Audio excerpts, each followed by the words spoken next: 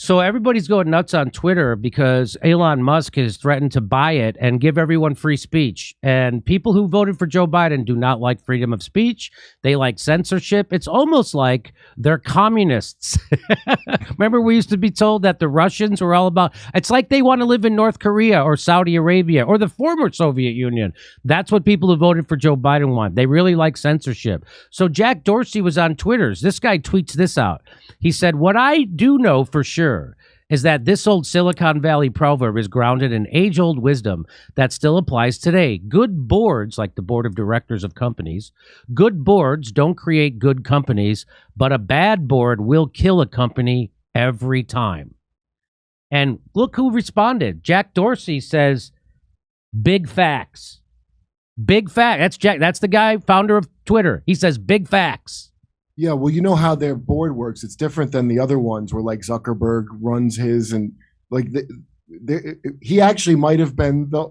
I mean, it's sad to say that he's the free speech guy there, but he didn't have the power there to make it free speech how he wanted. Their board is set up in such a way that it's ridiculous. Like if you look into it, it's very different from the other companies where like one guy. That's right. Make a decree like that. Yeah, that's right. And so here, there's more to this. He says big facts. And then this guy underneath him says, "If you look in the history of Twitter board, it's intriguing as I was a witness on its early beginnings, mired in plots and coups, and particularly amongst Twitter's founding members. I wish if it could be made into a Hollywood thriller one day." Jack said, then Jack replies to this guy and says, "It's consistently been the dysfunction of the company," meaning the board. He's saying this on Twitter about the Twitter board. The founder is saying that the board is the fucking problem with Twitter. And I bet he's right.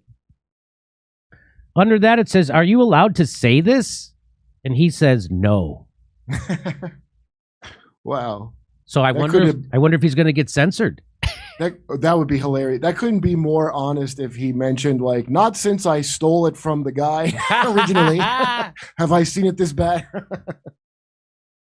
So the wrong partner on your board can literally make $1 billion in value evaporate. It is not the sole reason behind every startup failure, but it is the true story a surprising percentage of time.